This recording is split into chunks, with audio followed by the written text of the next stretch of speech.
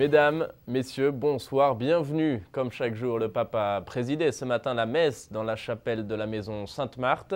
Il est revenu dans son homélie sur les lectures du jour, rappelant ainsi que Jésus est à la fois sauveur et intercesseur.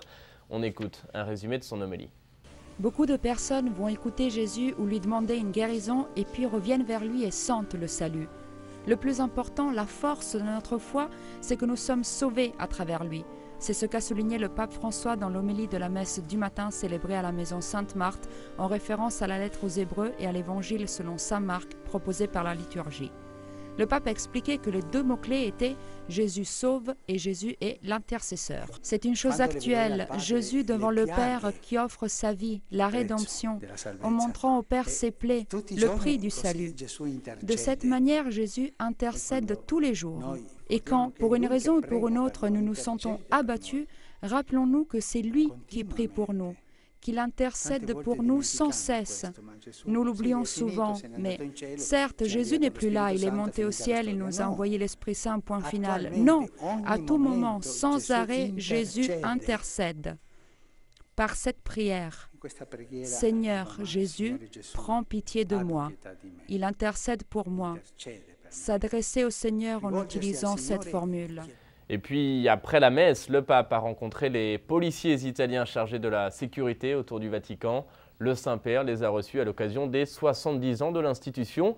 Il les a remerciés, il a salué leur dévouement et professionnalisme. On écoute un résumé de son discours. La rencontre entre le pape et le personnel de l'inspectorat de sécurité publique qui travaille au Vatican a été l'occasion d'un échange de vœux de début d'année et aussi des vœux pour le 70e anniversaire de leur service. Le pape a aussi profité de cette rencontre pour appeler Alessandro, un agent disparu récemment. Nous voyons des ombres et des dangers à l'horizon qui préoccupent l'humanité, a affirmé le pape.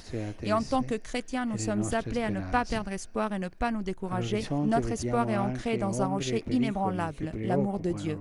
À la lumière de ce solide espoir, le pape a souligné l'importance du travail des agents qui se basent sur les valeurs humaines et chrétiennes.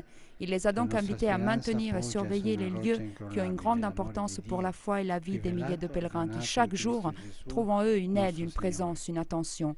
Nous sommes tous appelés à être gardiens de notre prochain, a ajouté le pape.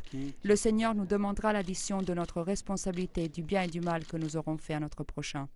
Et cette semaine, je vous le rappelle, est une semaine de prière pour l'unité des chrétiens. Elle est célébrée jusqu'à dimanche. Le thème est une phrase tirée de la rencontre entre Jésus et la Samaritaine. Jésus lui dit « Donne-moi à boire ».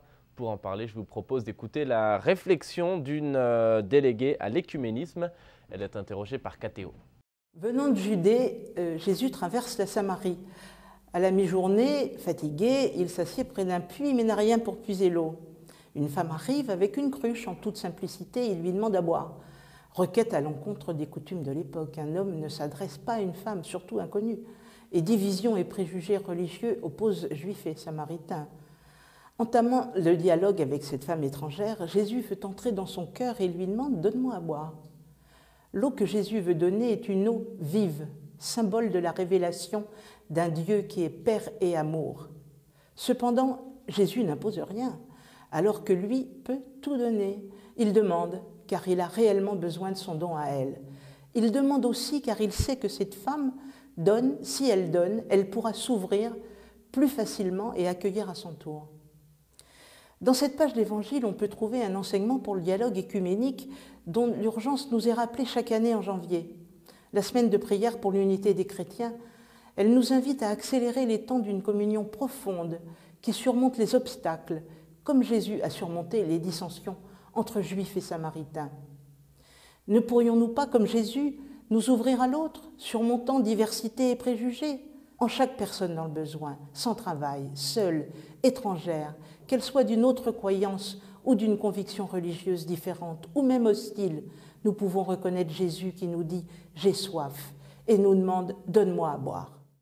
Voilà, c'est ainsi que s'achève cette émission. Merci d'avoir été avec nous. À suivre sur Ciel et Lumière, les échos du Vatican. Très belle soirée à tous. À bientôt.